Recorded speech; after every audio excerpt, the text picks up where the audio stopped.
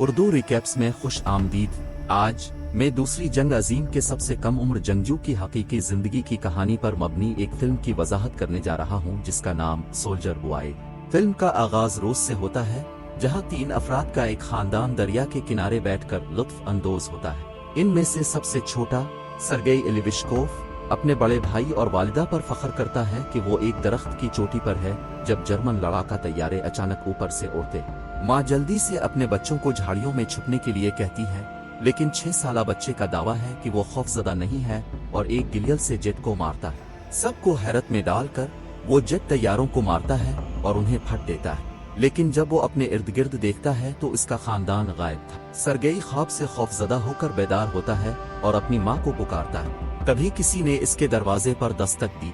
ये समझकर कि वो इसकी माँ है, वो उसकी तरफ दौड़ता है, लेकिन एक पड़ोसी औरत घबरा कर अंदर आती है। वो उसे जिंदा रखने के लिए खुदा का शुक्र अदा करती है और इसे बताती है कि इसकी माँ और भाई मर चुके हैं। छोटा बच्चा समझ नहीं सकता कि वो क्या कह रही है और अपनी माँ का इंतजार करने के लिए घर में रहना चाहता है। औरत इसे बताती है कि जर्मनों ने उन पर हमला किया है और इसे भाग जाना चाहिए। तभी कुछ सिपाही उनके घर के करीब पहुंच गए। औरत सरगेई को खिड़की से बाहर भागने पर मजबूर करती है, लेकिन इसके साथ शामिल होने से पहले इसे गोली मार दी गई। 6 साला छोटा अब अकेला है, इसका कोई खानदान या दोस्त नहीं है। जैसे ही सरगेई घर से भागता है, वो अपने पीछे अपने पूरे मोहल्ले को जलता देखता है। वो बेकार अपनी माँ को पुकारता है और वहाँ से भाग जाता है। थोड़ी देर तक भागने के बाद वो जंगल में पहुँच जाता है। छोटा बच्चा अपनी माँ को पुकारता है कि वो इसे ले आए क्योंकि वो खो गया है। इस रात वो जंगल में रहता है। अगली सुबह जब दुश्मन के सिपाही इसके रास्ते पर आते हैं तो हम उसे दरिया से पानी पीते हुए देखते हैं। ये जानते हुए कि वो खतरनाक है, सरगेई जल्दी से दरख्त की जड़ों के अंदर छप जाता है। वो घबरा जाता है जब कोई सांप करीब आता है, लेकिन कोई लफ्ज नहीं बोलता, आ भागता है। सरगेई सांप से ज्यादा फौजियों से डरता है। सिपाही दरिया के किनारे खाते हैं और चले जाते हैं, जिसके बाद सरगेई अपना बचा हुआ खाना लेकर रात भर खा जाता है। ताहम दिन के इख्तिताम तक छोटा लड़का थक चुका है। उसने 2 दिन से ठीक से खाना नहीं खाया है और बगैर किसी मंजिल के पैदल चल रहा है। वो लंगड़ाते हुए गिर जाता है, लेकिन चलना नहीं रोकता।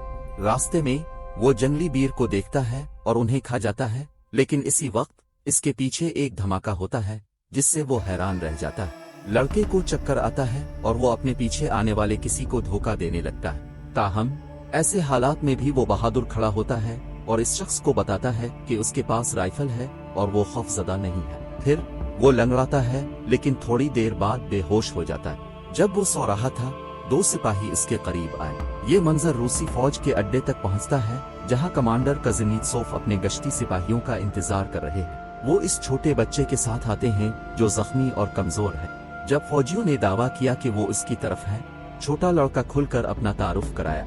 फौजी उस वक्त हंसते हैं जब बच्चा कमांडर से हाथ मिलाता है और इसे अपना तारुफ करवाने का मशवरा देता है। सिपाही इस छोटे बच्चे के साथ प्यार महसूस करते हैं और उसके गिर्द चक्कर लगाते हैं। वो उसे पानी पिलाते हैं और खिलाते हैं, यहाँ तक कि दूसरी सूरत में सर्द कमांडर बच्चे की देखभाल करता है। कातिया नामी नर्स सरगेई के जख्मों पर मरहम रखती है और उसकी शख्सियत से मुतासिर है।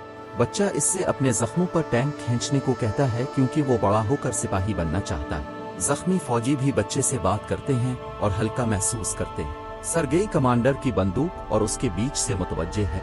कमांडर भी छोटे बच्चे के तमाम सवालात का जवाब देता है और गोलियां निकालने के बाद उसे अपनी एजाजी पिस्तौल से खेलने देता है। सरगेई इसे अपने पेट पर खींचा हुआ टैंक दिखाता है और खुद एक फौजी होने पर फख्र करता है। लड़का बहुत जल्द ठीक हो रहा है। नर्स कातिया कमांडर से लड़के को बटालियन के साथ रहने की इजाजत देती है, लेकिन वो इससे मुत्तफिक नहीं।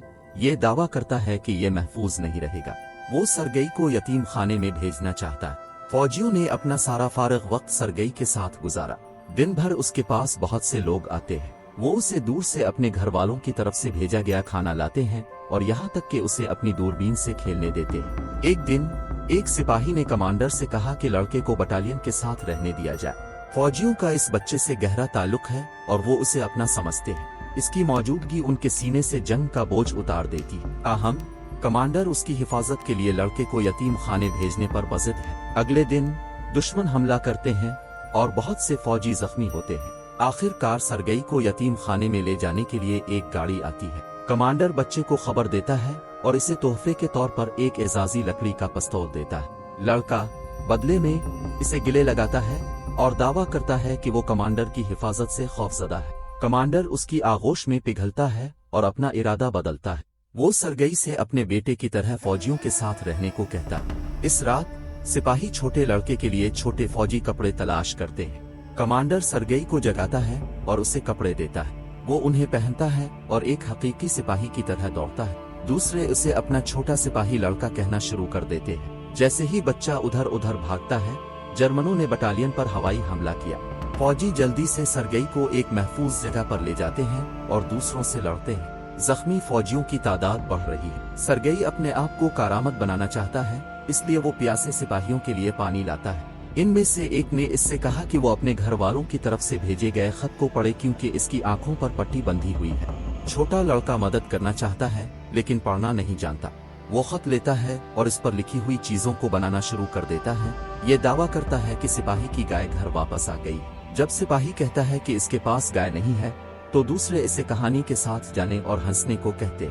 वो सब के खतूत को इसी अंदाज में पढ़ता है और उन्हें खुश करता है।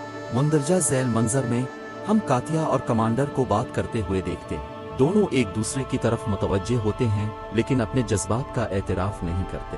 बाद में सरगई कमांडर को बताता है कि वो बटालियन में एक मुनज़्ज़म पोजीशन में है और खुद को एक के तौर पर मुतारिफ कराना शुरू कर देता है। ताहम लड़का हमले में फौजियों के एक स्टेशन को तबाह होते देखता है। कमांडर उसे सिखाता है कि वो मुर्दा सिपाही को खराज अकीदत पेश करने के लिए अपनी टोपी उतारे।